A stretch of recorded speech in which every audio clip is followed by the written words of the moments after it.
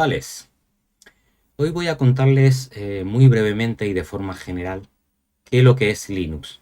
Esto va a servir por si ustedes se quieren meter en este mundo, deberían comprender algunos conceptos, algunas palabras, para saber cuando tengan que tomar una decisión de qué estamos hablando.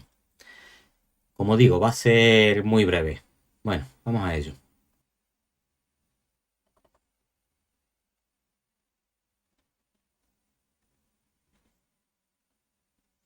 Lo primero que tenemos que saber es qué es Linux. Linux es un sistema operativo. También es un sistema operativo Windows, también es un sistema operativo Mac OS. ¿Qué nos permite un sistema operativo? ¿Para qué nos vale? Porque el sistema operativo nos permite interactuar con los distintos dispositivos, ya sea un ordenador, un móvil o cualquier dispositivo inteligente. Todos los dispositivos inteligentes llevan un sistema operativo.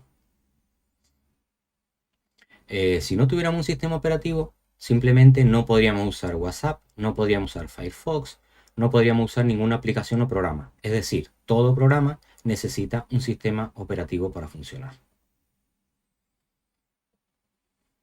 Vamos a contar brevemente la historia de Linux. No es exacta, ¿vale? Es de forma general, muy general, para que ustedes tengan una idea. No quiero abrumar con la historia de Linux. Si alguno quiere investigar un poquito más, pues por internet hay muchísima información. Esto es para la gente que simplemente se acerca y quiere comenzar a usarlo y necesita tener un pequeño conocimiento.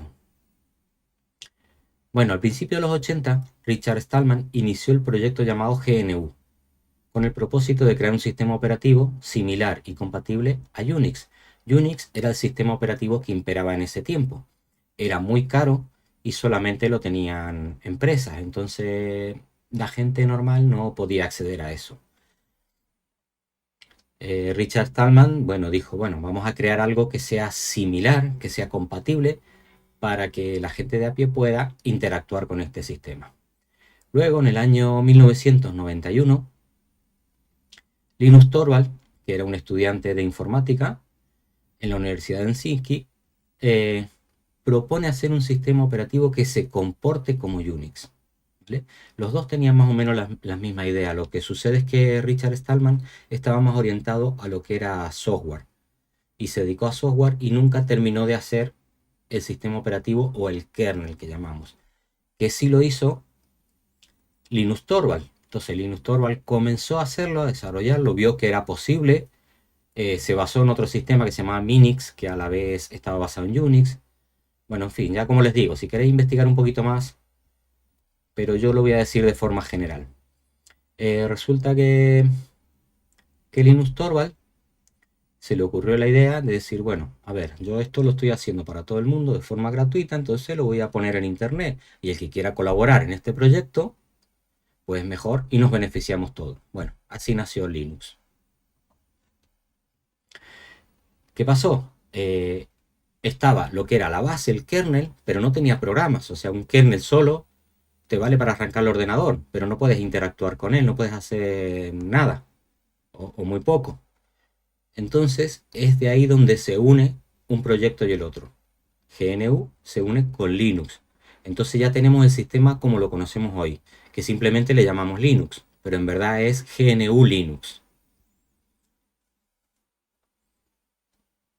Como digo, está compuesto de la parte central, lo que le llamamos kernel, el corazón, ¿vale? Con un montón de aplicaciones. Vamos a hablar de las desventajas de usar Linux. Sí, porque si te acercas a este mundo, tienes que saber que hay algunas desventajas. Entonces tú tienes que evaluar si quieres asumir esas desventajas, si puedes asumirlas o no. Una de esas desventajas es que Linux es menos conocido.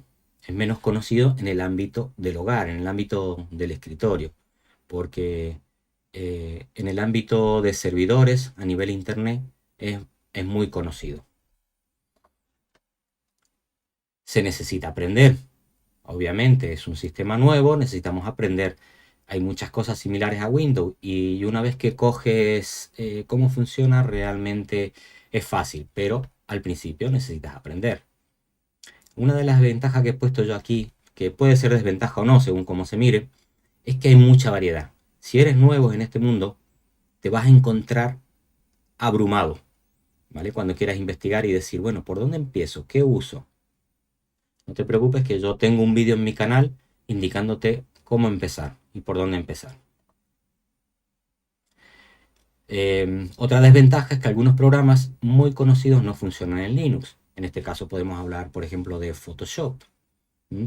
Photoshop funciona en Linux a través de Wine, que es una especie de emulador, no exactamente, pero digamos, hace que Photoshop pueda funcionar en Windows. ¿Mm?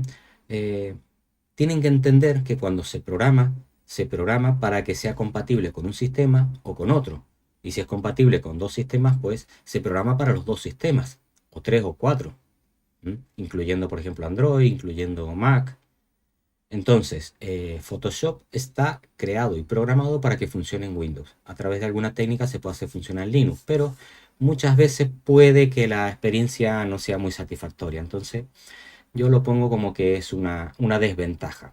Si tú necesitas usar Photoshop porque no te quedan más opciones, pues entonces no te conviene pasar a Linux. Ahora, si tú eres un usuario normal que Photoshop lo usa para algún retoque, pues te aconsejo que aprendas GIMP, que es muy potente, no llega al nivel de Photoshop, pero casi, no le falta mucho. Otra desventaja es poco compatible con hardware muy nuevo. O sea, las empresas cuando largan al mercado hardware nuevo, generalmente suelen hacerlo con drivers que son compatibles con Linux. Los drivers se necesitan para que el sistema operativo pueda interactuar con ese hardware nuevo.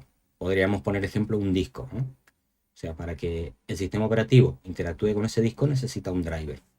Cuando es algo muy nuevo, como digo, las empresas suelen sacar nada más que los drivers para Windows o suelen sacarlo para Windows y después más adelante lo sacan para Linux o suelen sacar una parte para Linux o suelen abrir una parte del código y es la comunidad de Linux la que se encarga de terminar de configurar ese driver. Sea como sea, al poco tiempo, en el 99,999% de los casos, el hardware es compatible. ¿Vale? O sea que podríamos decir que casi siempre, pasado unos meses, el hardware ya es compatible. Ahora vamos a hablar de las ventajas de usar Linux. Linux es gratuito. No todo Linux es gratuito, pero podemos conseguir Linux de forma gratuita. Es fácil de usar. Realmente es fácil de usar y lo digo por experiencia porque yo he instalado Linux a gente que ha usado toda su vida Windows y gente de una edad considerable y aprenden a utilizarlo sin problema. En poco tiempo lo utilizan y una vez que entienden cómo funciona, ya les gusta. Esa ha sido mi experiencia. Yo sé que otra gente ha tenido otra experiencia, pero la mía ha sido esa. Es más seguro que otros sistemas. Nada es 100% seguro. Estoy diciendo que es más seguro. La parte de personalización es brutal. O sea, puedes personalizar todo. Cambiar todos los colores, cambiar la forma, cambiar las barras. Bueno, puedes personalizarlo tanto que tú lo ves recién instalado y después de personalizarlo y dice, pero si esto es otra cosa. Ese es el nivel de personalización que tiene. Es muy, muy amplio. Hay variedad de uso, o sea, tienes distintas distribuciones Linux para muchos usos específicos. Tienes variedad de software. Hay software, muchísima variedad para todo lo que quieras utilizar. Por ejemplo, edición de vídeo, pues tienes muchísimo software para edición de vídeo. Bueno, vamos a ver qué no puedo hacer con Linux y qué sí hago con Windows. O sea, hay cosas que hago con Windows que no puedo hacer con Linux. Esto es más o menos lo que ya hemos hablado.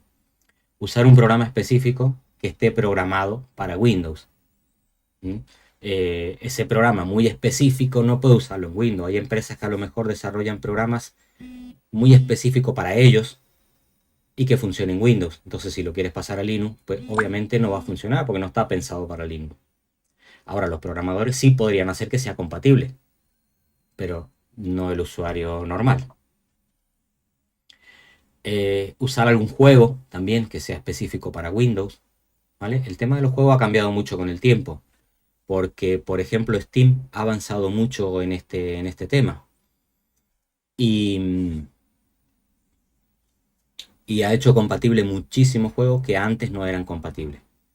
Entonces, el tema de los juegos ya se puede jugar en Linux en una cantidad de juegos, no en todos, obviamente hay juegos muy, muy específicos que que no es posible usarlo en Linux. Pero si quieres jugar y no te importa tanto algún juego muy específico, puedes jugar en Linux perfectamente.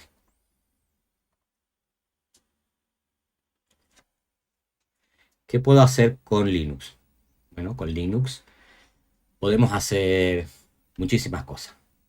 Navegar por internet de forma más segura, editar fotografía y videos, usar programas de ofimática como planilla de cálculo, procesador de texto, diapositivas, podemos grabar audio, podemos grabar video, podemos participar en videoconferencias como con Zoom, con Jitsi, podemos tener Telegram y también hacer videoconferencia en Telegram, en fin, el uso que podemos dar es prácticamente a lo que estamos acostumbrados a hacer en Windows.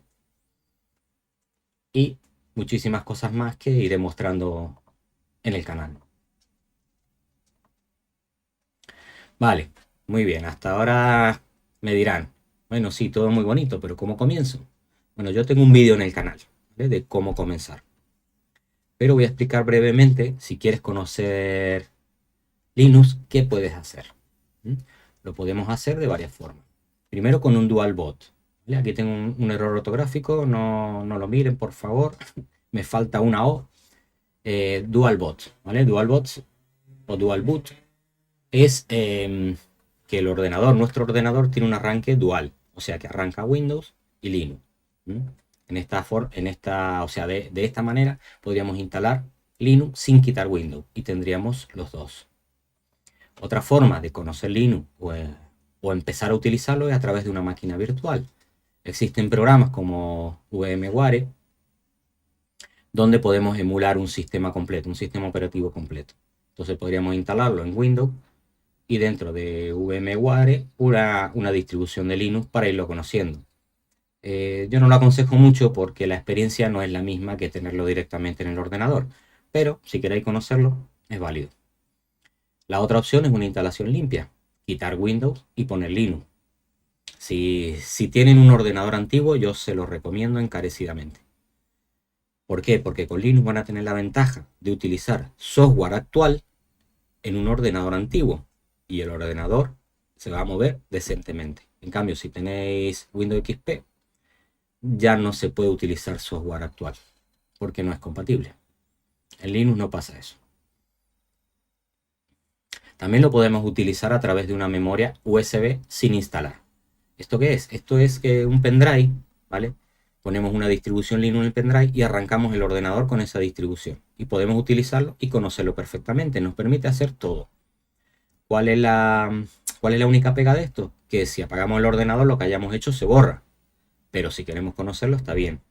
De hecho hay una manera para que no se borre. Se llama persistencia. Pero bueno, no tiene sentido hablar de eso ahora. Básicamente o generalmente se borra cuando apagamos el ordenador.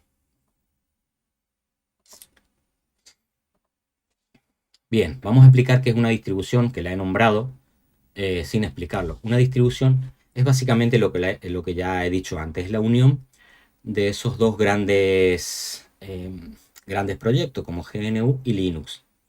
La unión de esos dos es lo que es una distribución, o sea, alguien, por ejemplo, Canonical, que es una empresa, es la empresa que creó y que mantiene Ubuntu, ha cogido kernel y ha cogido un montón de aplicaciones, ¿vale? Y lo ha empaquetado en algo que se llama distribución.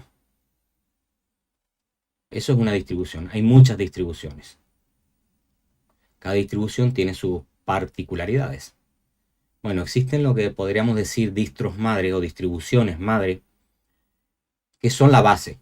Muchas distribuciones están basadas en ella, o sea, se toma la distribución madre, se modifica y se crea una distribución nueva. Esto lo permite Linux hacer perfectamente. Entonces, cada cual puede adaptarlo a la necesidad que tenga, sin estar utilizando de manera forzada lo que está utilizando otro. Y vamos a enumerar las distros más famosas. Aquí tenemos una pequeña captura de pantalla, pero aquí tenemos, yo he puesto aquí una lista con las más famosas, ¿vale? Red Hat lo he puesto repetido, que lo vi antes, pero bueno, ya saben que está repetido.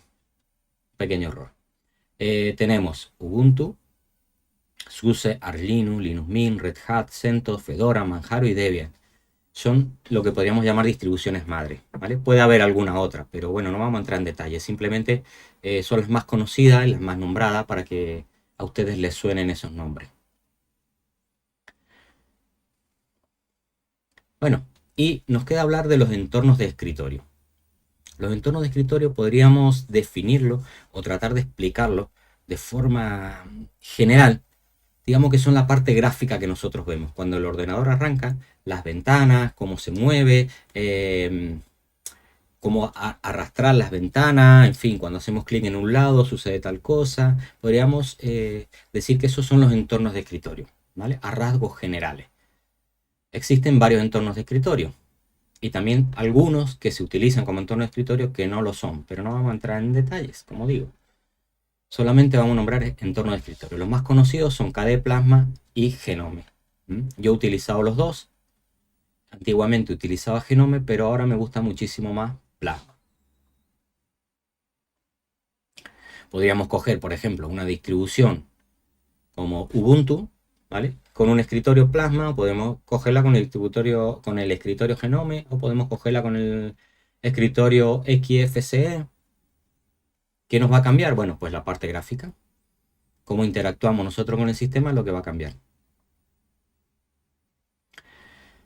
Bueno, yo he creado un vídeo, o he hecho un vídeo anteriormente a este, de cómo instalar Linux, ¿vale? Y la distribución elegida para eso, por varios motivos, porque es fácil de utilizar, es fácil de conseguir, no pesa mucho, la instalación luego de programas es bastante fácil y sencilla para el usuario normal.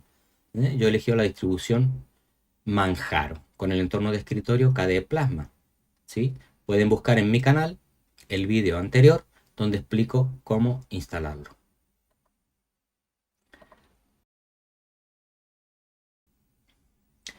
Para instalar Manjaro, les adelanto que necesitamos pendrive, que no importe si los datos se borran, porque se borrarán. Descargar Manjaro Linux, sabor Plasma, o sea, con el escritorio Plasma. Y necesitaremos la aplicación Balena Etcher. ¿Para qué? Para que metamos dentro del pendrive la distribución Manjaro. Esto lo hace Balena Etcher. Balena Etcher es un programa bastante simple de usar, es muy sencillo, por eso también lo he elegido. Bueno, si quieres saber cómo instalar Manjaro Linux, solo tienes que ir y ver el vídeo anterior. Voy a dejar por aquí algún link en este vídeo para que pinches y vayas directamente.